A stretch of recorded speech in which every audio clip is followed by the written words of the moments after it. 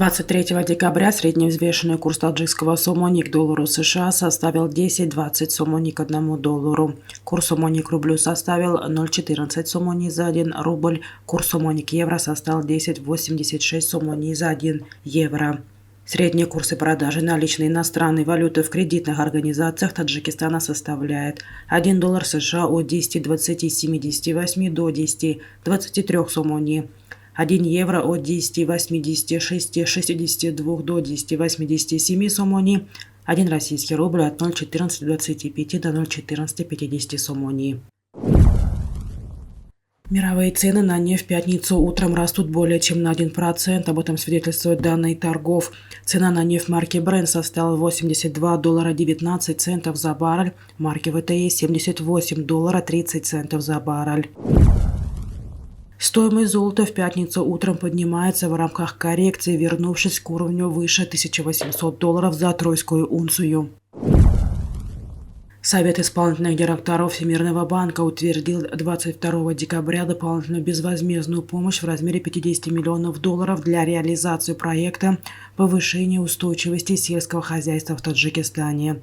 В сообщении Всемирного банка говорится, что дополнительное финансирование из фонда антикризисного реагирования оказывается для поддержки усилий правительства Таджикистана по обеспечению продовольственной безопасности и улучшения питания среди домохозяйств и повышению общей устойчивости сельскохозяйственного сектора.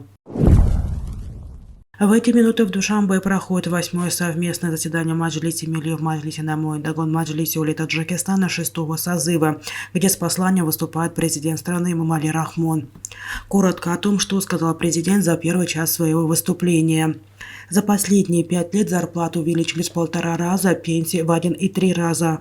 Уровень бедности за 5 лет сократился с 27,4 до 22,5%. Инфляция на потребительском рынке Таджикистана составила 4,2%, и это является одним из лучших показателей в СНГ.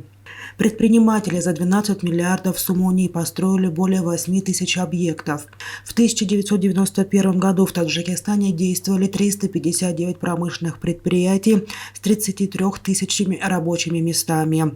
В 2022 году количество промышленных предприятий в республике достигло 2500, а рабочих мест – 85 тысяч. Таджикистан обеспечивает свой потребительский рынок растительным маслом всего на 20%. Если построим 3 предприятия, то это будет хорошим результатом. В 2022 году на строительство Рагунской ГЭС было направлено 3,2 миллиарда сомони. В условиях санкций, когда страны изолируют, не дают ввозить товары, мы должны дать свободу предпринимательству и помочь бизнесменам. В частности, усовершенствовать систему лицензирования и на 60% сократить число разрешительных документов на ведение предпринимательской деятельности. Президент подверг критике местные власти, которые из-за корыстных побуждений тянули резину с выделением земли предпринимателям для строительства социальных объектов.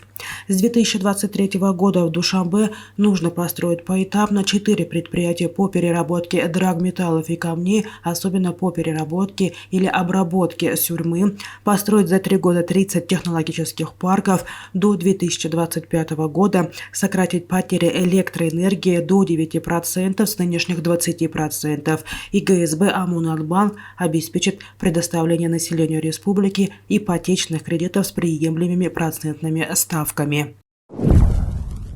Таджикистан и Индия ведут переговоры об использовании механизма торговых расчетов в индийской рупии, сообщает Reuters. Данный механизм позволяет использовать рупии вместо долларов и других мировых валют для международных транзакций. В сообщении говорится, что такие переговоры, кроме Таджикистана, ведут Кубой, Люксембургом и Суданом. Проявляют интерес также Маврикий и Шри-Ланка.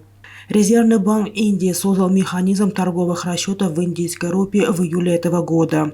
Правительство стремится привлечь к механизму страны, которым не хватает долларов, сказал правительственный чиновник и источник в отрасли, осведомленный о развитии событий.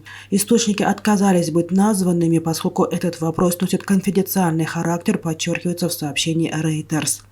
Также говорится о переговорах по использованию этого механизма с более крупными торговыми партнерами Индии, включая ключевых поставщиков нефти – Саудовскую Аравию и Объединенные Арабские Эмираты. Согласно данным статведомства Таджикистана, двухсторонний товарооборот с Индией за 11 месяцев текущего года составил $113 миллионов. Это 1,7% в общем объеме внешнеторгового оборота республики. Доля импорта товаров и продукции из Индии в общем объеме таджикско-индийского товарооборота составляет 99,9%. Российские железные дороги продлили скидку в размере 50% на перевозку плодово-овощной продукции из Таджикистана и Узбекистана. Правление ОАО РЖД продлило на следующий год действующие скидки на перевозку ряда грузов. В частности, на 2023 год продлевается скидка в 50% на импортные перевозки плодово-овощной продукции из Таджикистана и Узбекистана, сообщает агентство РЖД Партнер.ру. Напомним, что в декабре 2020 года правление ОАО РЖД приняло решение по снижению уровня тарифов на грузовые перевозки. С 1 января 2021 года скидка на 50% действует на импортные перевозки плодово-овощной продукции из Узбекистана и Таджикистана в Россию в рефрижераторном подвижном составе принадлежностью ГУП Рохи Охани Таджикистан и АО Узбекистан Тимир Юлларе. Кроме того, обновлен действующий ранее пакет преференций на перевозку грузов в рефконтейнерах по широкому спектру направлений, отмечают в РЖД. Информацию о договоренности с РЖД о скидках подтвердили в компании Рохи Охани Таджикистан. По сведению пресс-службы компании, представитель Рохи Охани Таджикистан в настоящее время находится в Москве.